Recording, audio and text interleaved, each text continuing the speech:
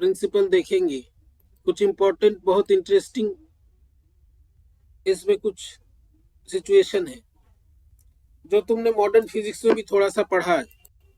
ये जो है इंक्लूडेड नहीं है ऐसे तुम्हारे सिलेबस में, लेकिन जो है इसको बताना जरूरी है, तो इसको थोड़ा सा बता दिया जाए। उसके बाद हम लोग एडिशनल टॉपिक्स देखेंगे, पहले सिलेबस की जो चीजें हैं उसको करने के बाद। तो इसमें जो है हम लोग बेसिकली क्या कर रहे हैं, we are adding to SH। हाँ हेलो हेलो सर, आपने उस दिन एक्सट्रीम पोजीशन को बताने के लिए सर कॉम्प्लेक्स नोटेशन का यूज किया था सर, उसके बारे में थोड़ा बता दीजिए। एक्सट्रीम पोजीशन को बताने के लिए कॉम्प्लेक्स नोटेशन का यूज किया था। अच्छा चलो बता रहे, चलो पहले तुम्हारा ये क्लियर कर दिया जाए। एक्सट्रीम पोजीशन किसी भी ऑसिलेशन में हो रहा है, जैसे सिंपल पेंडुलम की ही बात करें तो जो उसमें जो एक्सट्रीम पोजीशन होता है दैट इज द पोजीशन जहां पे ऑसिलेटिंग पार्टिकल का total kinetic energy potential energy में चेंज होता है। ये दोनों तरफ होता है मीन पोजीशन के। अब इस दोनों तरफ को जो है हम डिस्टिंग्विश कैसे करें, तो डिस्टिंग्विश करने के लिए जिस क्वांटिटी का हम लोग यूज करते हैं that is called the phase. इस फेज को हम कैसे शो करते हैं, इस फेज को हम शो करते हैं बाय एन एंगल। ठीक है, तो ये जो कॉम्प्लेक्स क्वांटिटी है, complex quantity in the complex quantity in the study of oscillation, in the study of oscillation is used to denote the phase. For example, अगर हम ये एग्जाम्पल ले, जैसे तुमने एक्सट्रीम पोजीशंस का बात किया, let us take that example.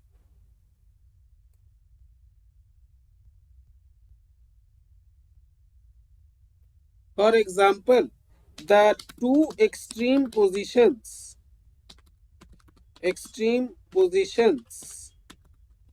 on the two sides of the mean position, extreme positions on the two sides of the mean position are distinguished by phase. तो इसको जो है हम फेज से डिनोट करते हैं। ठीक है, अब इस फेज को हम कैसे डिनोट करें, फेज मतलब जो है वो दोनों जो मीन पोजीशन है दोनों के एक्सट्रीम, दोनों के ऑपोजिट साइड में। अब एक्सट्रीम पोजीशन पे होता क्या है, एक्सट्रीम पोजीशंस और एम्पलीट्यूड्स, और the amplitude is that position where the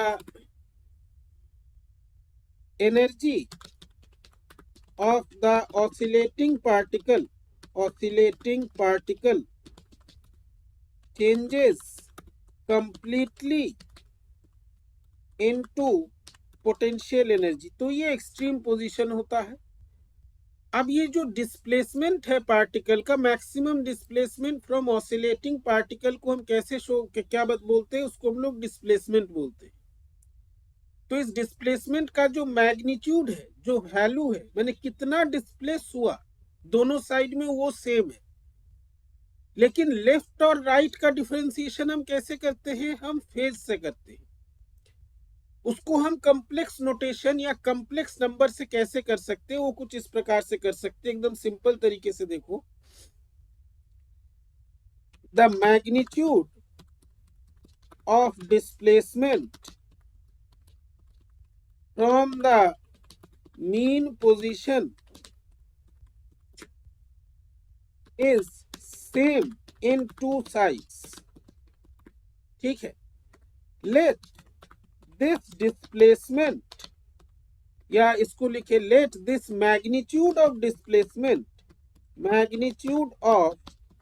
displacement is represented by, suppose उसको हम ए से रिप्रेजेंट करते हैं, एम्पलीट्यूड है, ये मैग्नीट्यूड है दोनों का, ठीक है। नाउ द टू साइड्स और two sides of the mean position का जो दोनों अलग अलग साइड है, has to be represented by some quantity. हमको एक क्वांटिटी चाहिए जो ये दोनों साइड को माने डिनोट करे, एक लेफ्ट एक राइट, ठीक है। लेफ्ट और राइट में रिलेशन क्या है, दोनों का मैग्नीट्यूड सेम है, वो मीन पोजीशन से जितना दाहिने जा रहा है उतना ही बाएं जा रहा है, लेकिन एक राइट में है एक लेफ्ट में है। इस तरह की क्वांटिटीज को डिनोट करने के लिए हम लोग फेज का यूज करते हैं। फेज जो है आपको बताता है कि किस डायरेक्शन में हो रहा है, ठीक है। Now the two sides of the has to be represented by some quantity and this quantity is called phase. इसको हम लोग बोलते हैं phase, this is called phase, ठीक है। अब मैथमेटिकली इसको क्या कैसे हम रिप्रेजेंट करें, mathematically this can be represented by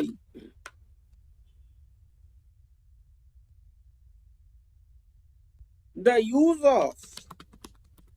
use of complex quantities। कैसे? For example,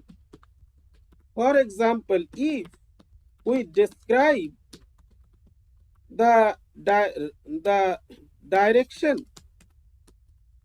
right to the mean position by a plus ib, ठीक है। हम एक कॉम्प्लेक्स नंबर यूज कर रहे हैं, इसमें a क्या है, a is the displacement और द मैग्नीट्यूड कहें इसको, magnitude of displacement from the mean position, ठीक है। ये हमने राइट वाले डिस्प्लेसमेंट को या राइट डायरेक्शन में जो डिस्प्लेसमेंट हुआ उसको हम लोग रिप्रेजेंट कर रहे हैं। The displacement to the left is represented by, हम इसको रिप्रेजेंट कर सकते हैं a माइनस आई बी, क्योंकि मैग्नीट्यूड ऑफ डिस्प्लेसमेंट दोनों तरफ सेम है, तो हमारा जो रियल पार्ट है which is the magnitude, it is same, है कि नहीं। तुम्हारे पास दो वेक्टर्स यदि हैं, दोनों वेक्टर का मैग्नीट्यूड सेम है, डायरेक्शन अलग अलग है, इसी तरह का सिचुएशन है यहाँ। समझ में आ रहा है? Yes sir. तो displacement to the left is represented by a minus ib. The two quantities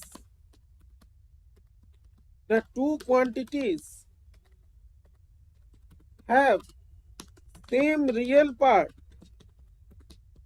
which is the magnitude of displacement,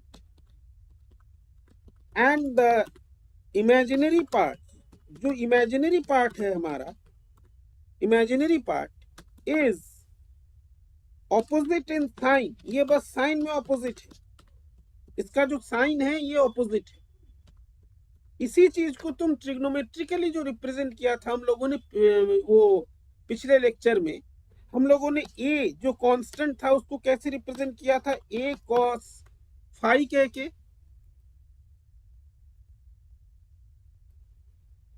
a cos phi लिया था, और जो तुम्हारा वो वाला क्वांटिटी था b, दूसरा कांस्टेंट था, उसको लिया था a sin फाई। साइन और कॉस में क्या रिलेशन होता है, ये दोनों आउट ऑफ फेज क्वांटिटीज, ये दोनों फेज में डिफर करते हैं कि नहीं। Hello, yes sir. तो इसी प्रकार से जो है हमारा कॉम्प्लेक्स नोटेशन का यूज फिजिक्स में होता है या वेव्स या ऑसिलेशंस में होता है to represent quantities of different phase. पिछले लेक्चर में हम लोग देखे थे रूट अंडर, जो तुम स्क्वायर लेके सम करोगे तो रूट जो ए आएगा, जो मैग्नीट्यूड ऑफ डिस्प्लेसमेंट है, जो हमने यहाँ पे स्मॉल ए लिया है, ये क्या हो जाएगा, root under A square plus B square. इसका मतलब क्या है कि जो मैग्नीट्यूड ऑफ डिस्प्लेसमेंट है, it is the square root of the sum of squares. Square root of the sum of square क्यों आया, क्योंकि हम लोग जो है यहाँ पे फेज ले रहे हैं। हम लोग यहाँ पे दो ऐसे क्वांटिटीज ले रहे हैं जिसका फेज डिफर करता है। समझ में आया? Hello, yes sir. कौन पूछा था? समझ में आया तुमको? Yes sir.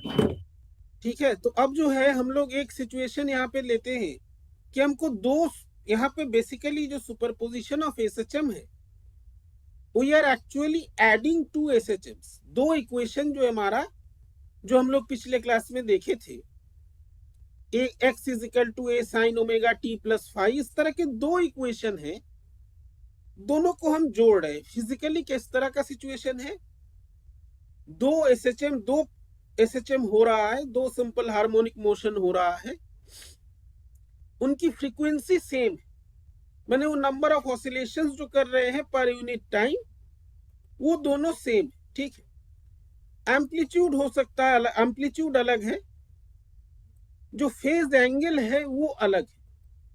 तो इस तरह से अगर हम एडिशन करते हैं तो हमको क्या रिजल्ट मिलेगा, क्या होगा?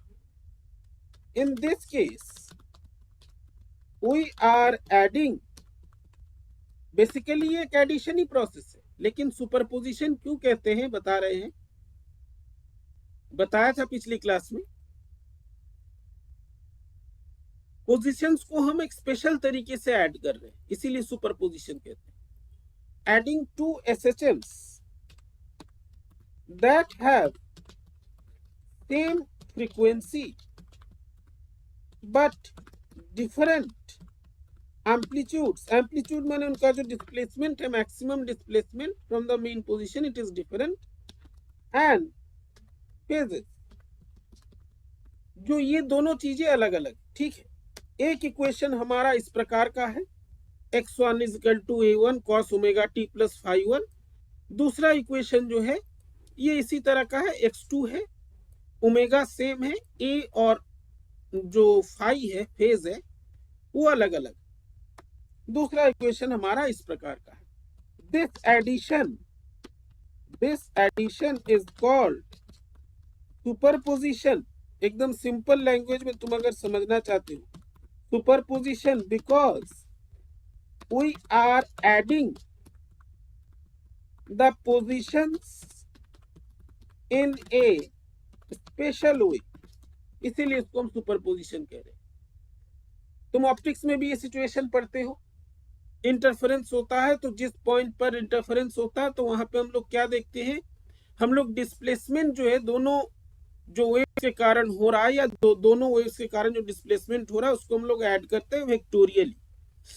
ठीक है, अब हमारा काम है यहाँ पे ये जो दो हमारे इक्वेशंस है, ये जो दो डिस्प्लेसमेंट्स है, इनको जोड़ना। These two displacements have to be added and the result has to be studied. इन दोनों को हमने ऐड करना। इनका एडिशन किस प्रकार का होगा, इनका एडिशन उसी प्रकार का होगा जैसा वेक्टर्स का एडिशन होता है। हम लोग मैग्नीट्यूड और डायरेक्शन को लेकर के ऐड करते हैं, तो वेक्टर में हम लोगों के पास पैरेललोग्राम लॉ ऑफ होता है एडिशन, ट्राइंगल लॉ होता है। देखते हैं यहाँ पे क्या अलग है कि वही है, let us see. This is similar to adding two vectors with magnitude and direction. उनका जो मैग्नीट्यूड है वो two vectors with their magnitude and direction, इसी प्रकार से हमको यहाँ पे ऐड करना है। तो यहाँ पे अगर हम x1 और x2 को ऐड करेंगे, ये एडिशन हम लोग कर सकते हैं। कॉस साइन जो है ये इसको हम मतलब ब्रेक करके भी ऐड कर सकते हैं। ठीक है, ब्रेक करके ऐड करेंगे, मेनली है कि हमारा रिजल्ट इसमें किस प्रकार का होगा, क्या फिजिकल सिचुएशन ये बताएगा। तो अगर हम दोनों को ऐड कर रहे हैं तो एडिशन जो है हम लोग कुछ इस प्रकार का करेंगे। The addition will result in a resultant displacement, and suppose this resultant displacement जो है ये हमारा कुछ इस प्रकार का होगा।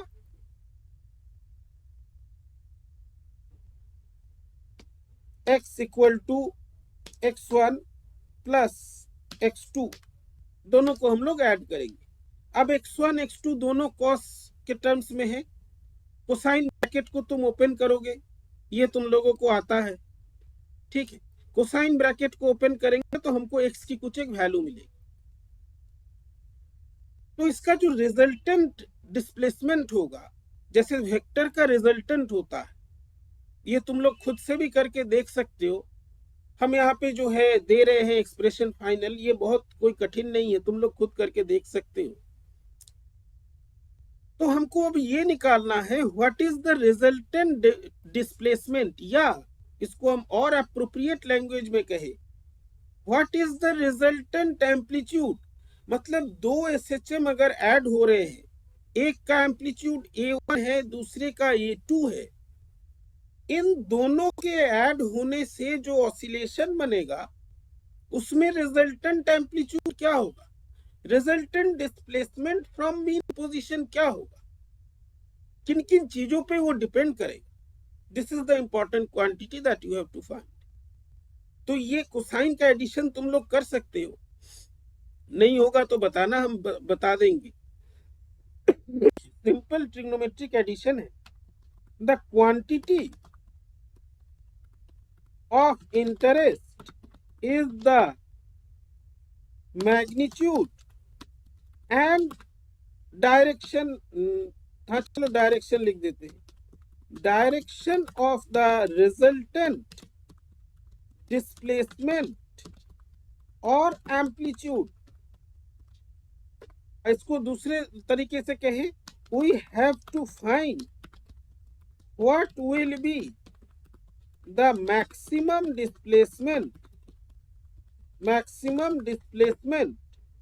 from the mean position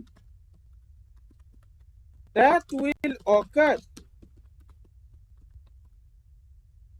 as a result of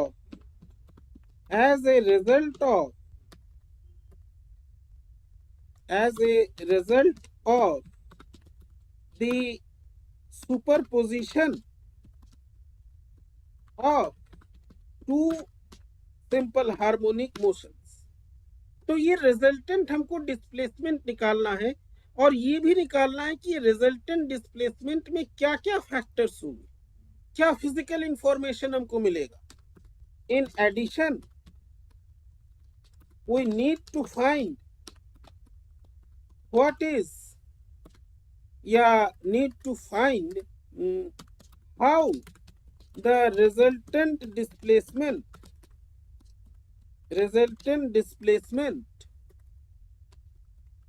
will depend on various factors।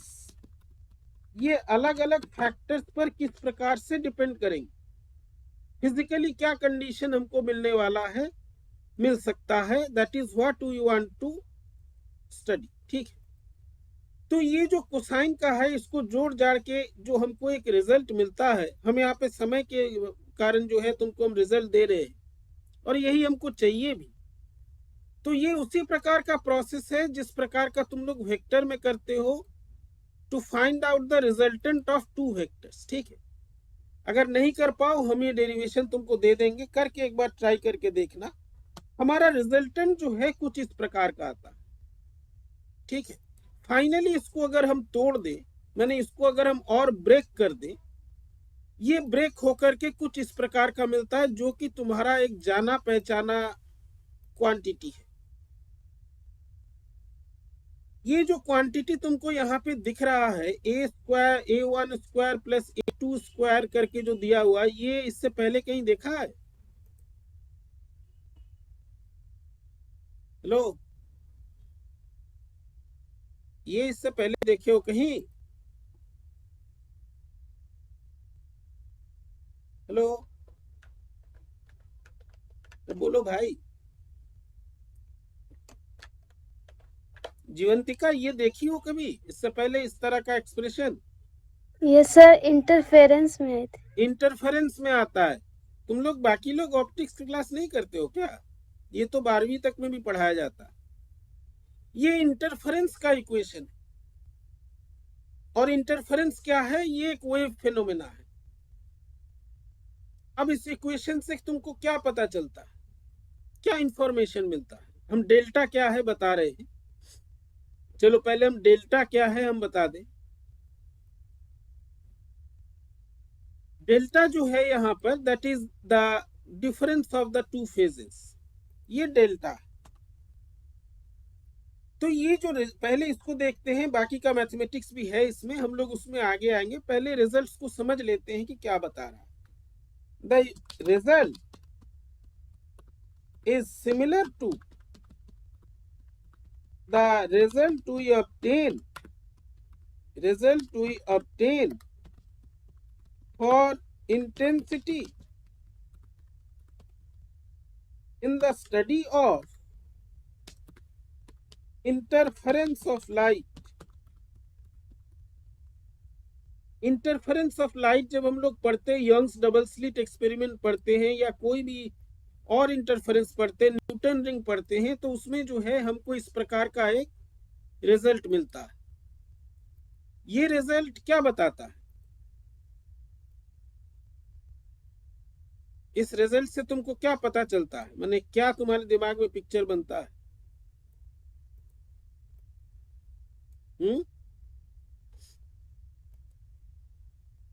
Sir, the net result of bright and maximum and ये मिनिमम जो है, इंटेंसिटी। हाँ ठीक है, तुम उस डायरेक्शन में जा रहे हो, लेकिन पूरी तरह से नहीं जा रहे।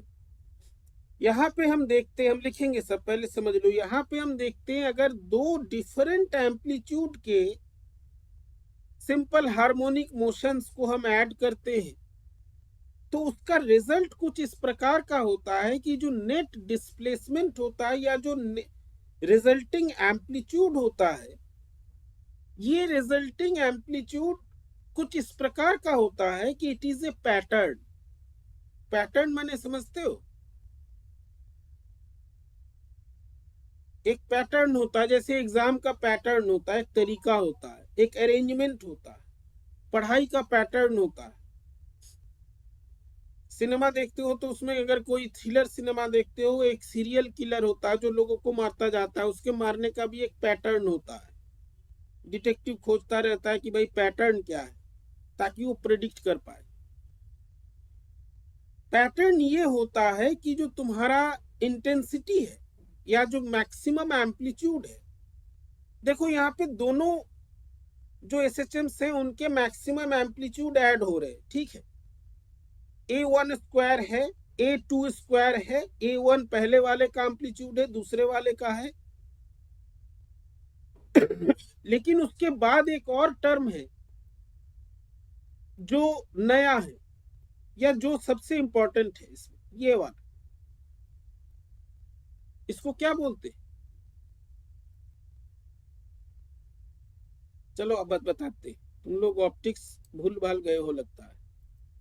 चलो इसमें आते हैं, हम इस इक्वेशन को फिर से यहाँ ले लेते हैं पूरा ही, तब बताते हैं, क्योंकि लिखने जाएंगे बहुत समय लगेगा। ये जो है हमारा, ये है मैंने हमारा रिजल्ट। तो इसमें हम पहला चीज जो हम इंक्लूड कर, मैंने पहला चीज जो हम कंक्लूड करते हैं, the result shows that the resultant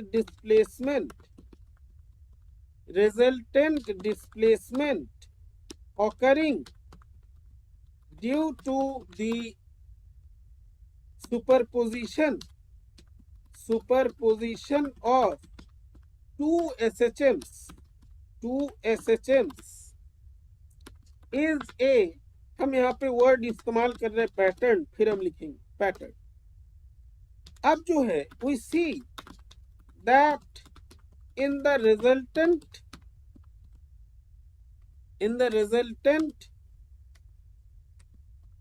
in amplitude R, resultant amplitude जो है वो आर है, आर स्क्वायर हम उसका मैग्नीट्यूड लिख रहे हैं, contains the amplitudes of the two harmonic motions, जिन दोनों को हम ऐड कर रहे हैं उनका हार्मोनिक मोशन है A1 and A2। The term, यहाँ पे ये वाला जो टर्म है 2A1 A2 cos डेल्टा, को एक खास नाम से जाना जाता है, and this is called the interference term, is called interference term. This term, decides whether the superposition of the two SHMs will result in, it decides the whether नहीं, decides the mode of superposition। Mode का मतलब क्या हम बता रहे हैं, mode of superposition of the two SHMs, दोनों SHM का जो सुपरपोजिशन है उसका मोड डिसाइड कर रहा है। कैसे डिसाइड कर रहा है? फॉर एग्जाम्पल इफ, अब अगर यहाँ पे जो डेल्टा है, ये डेल्टा हमारा हो 0, ठीक है, इफ डेल्टा इक्वल टू 0 तो क्या हो जाएगा, 2A1 A2 है पूरा टर्म आर स्क्वायर, बताओ क्या हो जाएगा, A1 square plus A2 square plus 2A1 A2, मतलब A1 प्लस A2 का होल स्क्वायर प्लस, तो वो हो जाएगा आर जो हो जाएगा, it will be R square जो हो जाएगा, ये A1 और A2, A1 प्लस A2 का होल स्क्वायर हो जाएगा, यानी are will be A1 plus A2। तो ये जो कंडीशन है, ये कंडीशन ये है कि जो तुम्हारा रिजल्टेंट एम्पलीट्यूड है, it is directly the sum of two amplitude जिससे ये बना हुआ है, and this shows the maximum condition.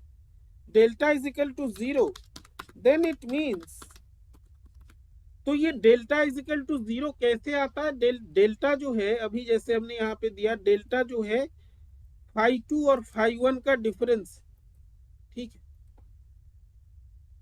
Delta is equal to 0, delta जो है ये φ1 और φ2 का डिफरेंस है, इसका मतलब ये है, और φ1 φ2 क्या है, फेज है, then it means that the phase difference is 0 between the two SHMs। Physically इसका मतलब क्या है, this means that the two SHMs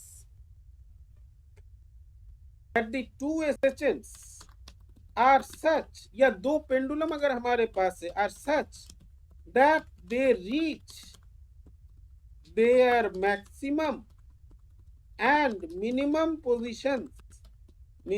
positions together। इसी का मतलब होता है फेज डिफरेंस 0। दोनों जो है एक साथ अपने मैक्सिमम पे जा रहा है, दोनों अब एक साथ अपने मिनिमम पे आ रहा है, दोनों एक साथ 0 पे जा रहा है। In this case the resultant R is the sum of the two amplitudes,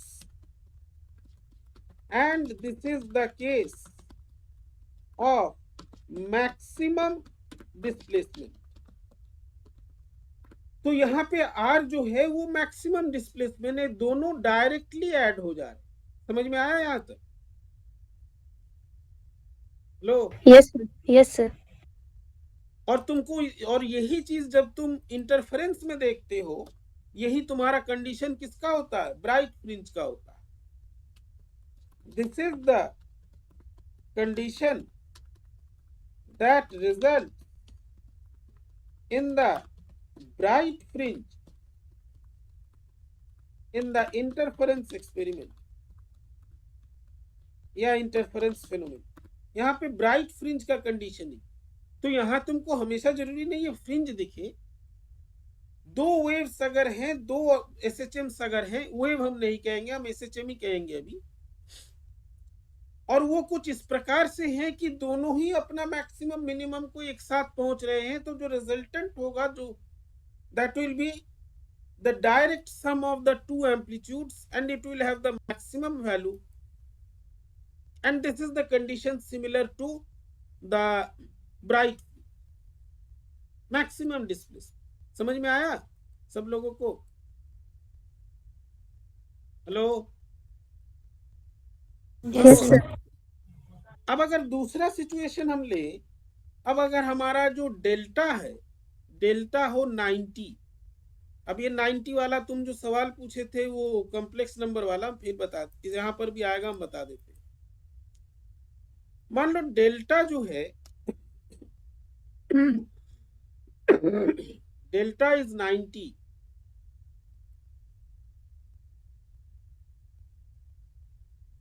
delta is 90, ठीक। डेल्टा 90 होने का क्या मतलब है? हम यहाँ पे जो है तुमको कोऑर्डिनेट एक्सिस का डायग्राम देते हैं, यहाँ पर फिर से तुमको क्लियर हो जाएगा ये कॉम्प्लेक्स नोटेशन का क्या यूज है, क्यों यूज करते हैं, या इसी में होगा, इसी नोटबुक में,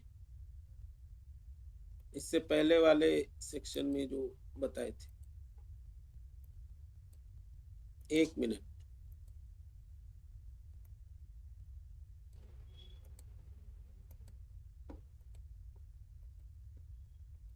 हाँ यही वाला डायग्राम ले लेते हैं।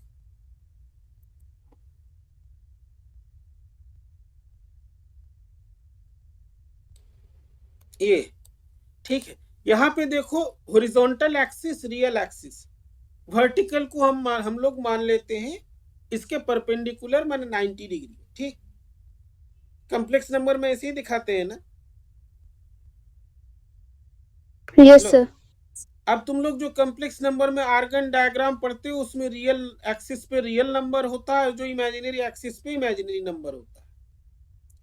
एक्चुअली ये जो 90 डिग्री का डिफरेंस है, ये कैसे आया? हम रियल से वर्टिकल इमेजिनरी की ओर कैसे जा सकते हैं? रोटेशन से जा सकते हैं कि नहीं?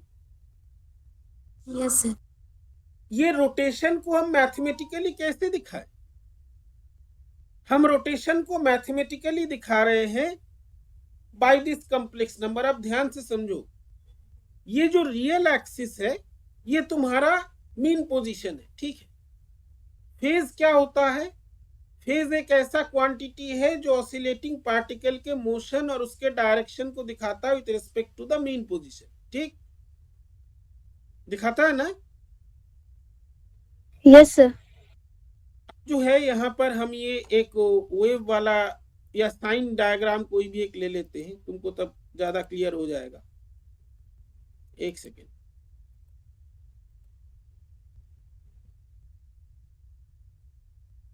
यही वाला ले लेते हैं।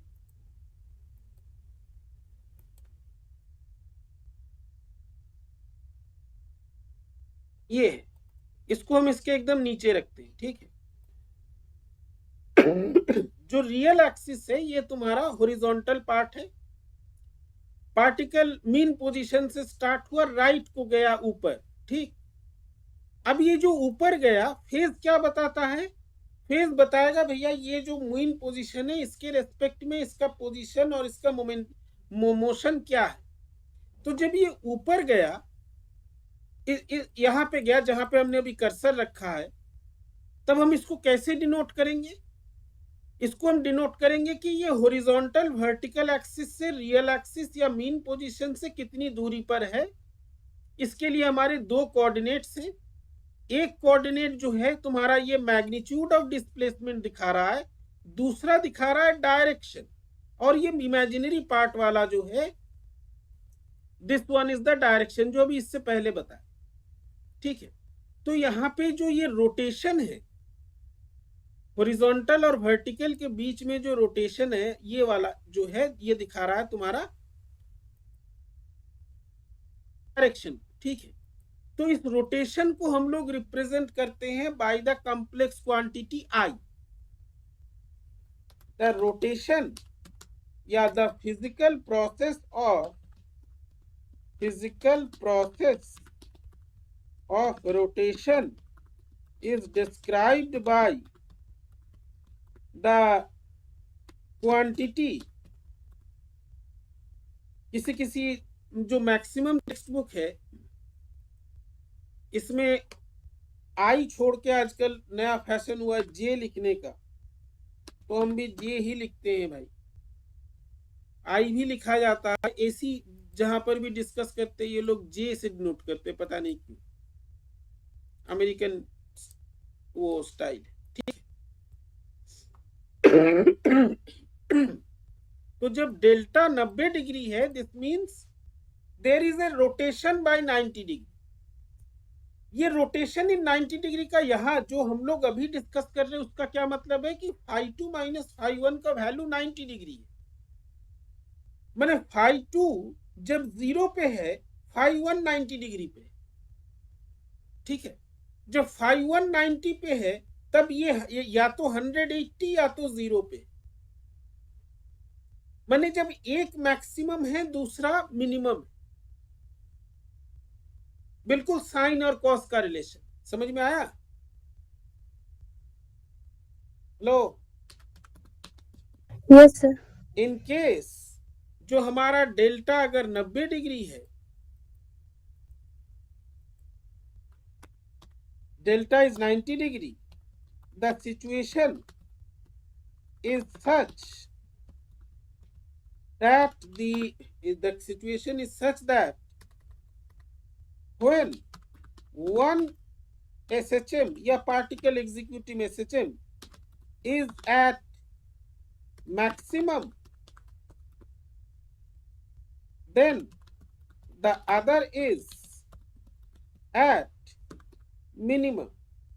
The other is at minimum. अब ये एक बहुत इंटरेस्टिंग सिचुएशन है। cos 90 कितना होता है? 0। cos 90 0 होता है। 1 cos 90 1 होता है। हैं? कौन बोला 1? सॉरी। इस तरह का ब्लंडर मत करो भाई। तो यहाँ पे जो है r, एक सेकेंड रुको, ये छोटा सा इक्वेशन है, इसको हम लिख दे। वो पता था ऐसा ही कुछ होने वाला। एक r हम मिटा देंगे, r square is equal to क्या हो जाएगा, ये a square a1 square plus a2 square. ठीक है, रुक जाओ एक सेकेंड, लिख लेने दो इसको। a1 स्क्वायर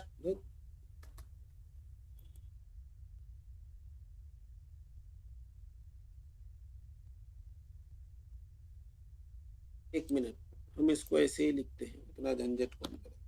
तुम इसको समझ लेना, r1 स्क्वायर या r जो है या r स्क्वायर, हम इसको बाद में स्क्वायर कर देंगे, is equal to a1 square plus a2 square. ठीक है, हम इसको सब्सक्रिप्ट कर दे, सब्सक्रिप्ट कर दे रहे हैं। अब ये जो सिचुएशन है ये बहुत एक इंटरेस्टिंग सिचुएशन। अब देखो इसमें कुछ ऐसा हुआ, इक्वेशन तुम अभी समझ रहे हो, हम इसको फॉर्मेट ठीक कर देंगे देते समय। ये एक अद्भुत सिचुएशन है। ये कॉस जब डेल्टा 90 डिग्री हो रहा है तब ऐसा कुछ क्रिएट हो रहा है सिचुएशन कि तुम्हारा कोसाइन वाला टर्म कुछ हट ही जा रहा है। ये 2a1 a2 वाला टर्म तो खत्म हो गया ना। Yes sir. अब सिंपल जो है a1 स्क्वायर है a2 स्क्वायर है। और ये जो सिचुएशन है, तुम आगे अगर कभी फिजिक्स थर्ड ईयर में एमएससी में पढ़ोगे, इसको ध्यान रखना, तब तुमको याद आएगा कि कितना इंटरेस्टिंग सिचुएशन है। ये एक ऐसी परिस्थिति है जहां पर a1 a2 एक साथ जिस टर्म में था वो खत्म हो गया। समझ रहे हो क्या कह रहे हैं? 2a1 a2 वाला टर्म पूरा समाप्त हो गया, नहीं है, इससे पहले था।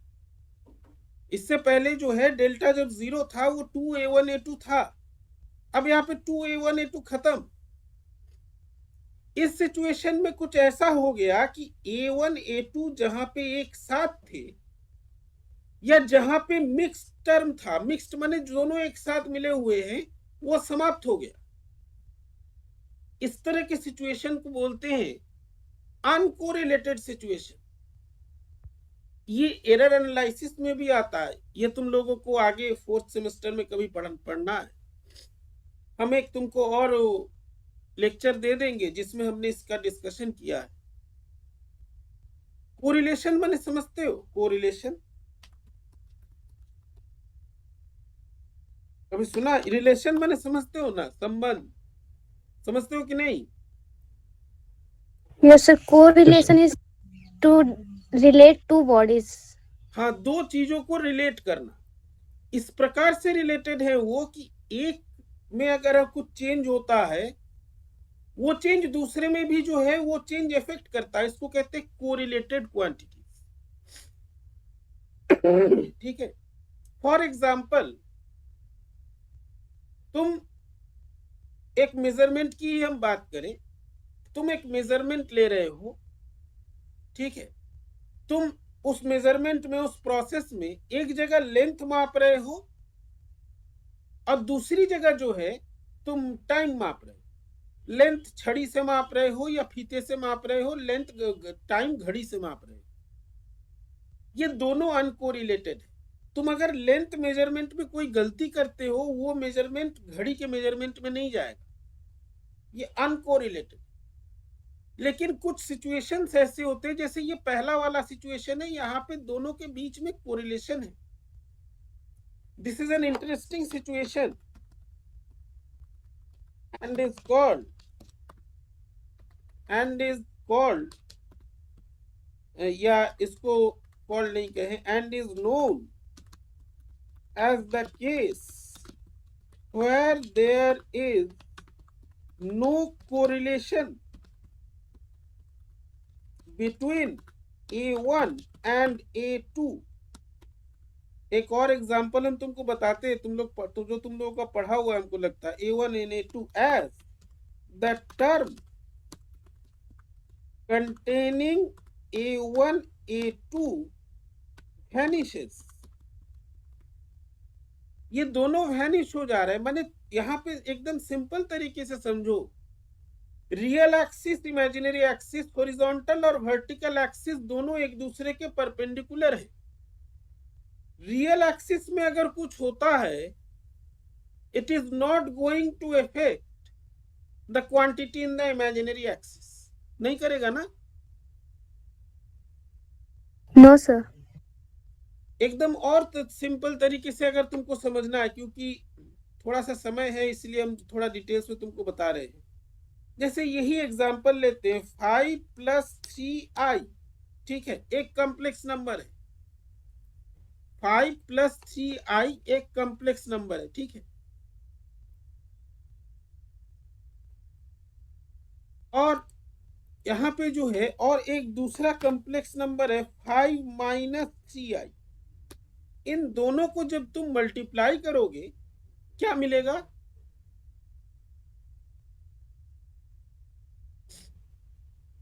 फाइव स्क्वायर प्लस 3 स्क्वायर मिलेगा ना? 34।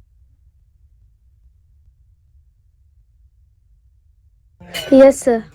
5 स्क्वायर प्लस 3 स्क्वायर मिलेगा। इसमें कोई भी ऐसा एक टर्म नहीं है जहां पर 5 और 3 का एक कोरिलेशन है, दोनों एक साथ। 5 स्क्वायर प्लस 3 स्क्वायर क्या होगा? ये जो है एक सिंपल सा क्या है, ये एक रियल नंबर है। 25 प्लस 9 34 रियल नंबर है, रूट ओवर करोगे तो रियल नंबर मिलेगा, मिलेगा कि नहीं? Yes sir.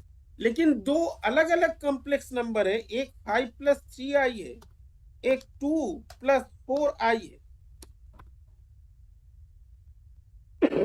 जब तुम इसको मल्टीप्लाई करोगे तो क्या मिलेगा? 5 to 10 20i, इधर 6i 26i माइनस 12, तुमको एक कॉम्प्लेक्स नंबर मिलेगा, मिलेगा कि नहीं? Yes sir. Yes real number नहीं मिल रहा, अब कॉम्प्लेक्स नंबर मिल रहा। लेकिन अगर एक ही कॉम्प्लेक्स नंबर को हम उसके कॉम्प्लेक्स कंजुगेट से मल्टीप्लाई करते हैं, हमको एक रियल नंबर मिलता है। ये जो दोनों के कॉम्प्लेक्स पार्ट का जो कोऑर्डिनेशन या जो कोरिलेशन था, जो दोनों एक दूसरे के साथ जुड़े हुए थे, ये समाप्त हो जा रहा है अगर इस तरह का सिचुएशन, इस तरह का नहीं, हम इसको अलग अलग लिखते 5 माइनस 3i। लेकिन अगर हम 5 प्लस 3i और 2 प्लस 8i को मल्टीप्लाई करें, इन दोनों का प्रोडक्ट अलग अलग है। दूसरा वाला एक कॉम्प्लेक्स नंबर देगा, पहला वाला एक रियल नंबर देगा। पहले वाले में क्या है, वही कोरिलेशन नहीं है, दूसरे वाले में कोरिलेशन है। तो ये जो 90 वाला सिचुएशन है, ये कुछ इसी चीज को दर्शाता है। समझ में आया? हेलो सर तो इसका मतलब कि जब फेज डिफरेंस सब दोनों के बीच में 0 होगा तब हम कोरिलेशन कर सकते हैं। हाँ, कोरिलेशन तुमको नहीं करना, ये हो जा रहा। यस सर, इंटरफेरेंस टर्म दिखेगा। हाँ, हमको इंटरफेरेंस टर्म यहाँ दिख रहा। लेकिन अगर 90 डिग्री है, माने 90 डिग्री का मतलब एक हॉरिजॉन्टल जा रहा है, एक वर्टिकल जा रहा है।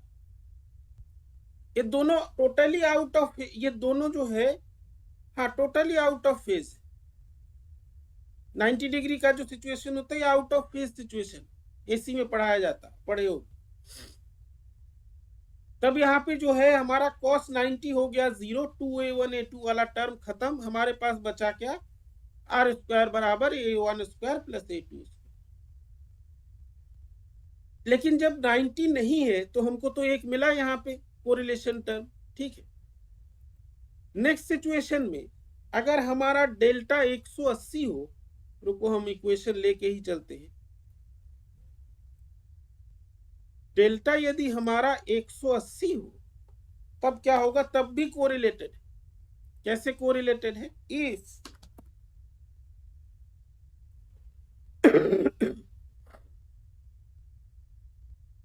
Delta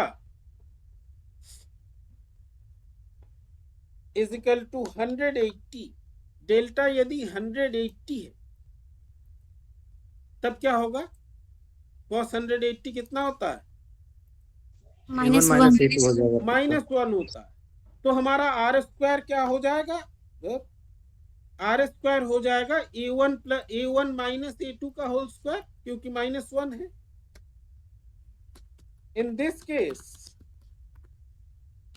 the resultant will be, square root हटा दे तो r जो हो जाएगा a1 माइनस a2 हो जाएगा ना? Yes sir. This is the case when there is a phase difference of 180 degree between the two SHLs. तुम लोगों को न्यूटन रिंग एक्सपेरिमेंट पढ़ाया गया है, उस तरह का सिचुएशन यहाँ पे क्या होगा देखो। 180 डिग्री फेज डिफरेंस का मतलब है कि जब एक एसएचएम अपने राइट को है, माने राइट साइड मैक्सिमम डिस्प्लेसमेंट पे है, दूसरा जो है उसके 180 डिग्री उल्टा, माने ऑपोजिट डायरेक्शन में, तो इसको कहते हैं 180 डिग्री आउट ऑफ फेज। और यहाँ पे जो हमारा रिजल्टेंट है, it is the difference of the two amplitude. This situation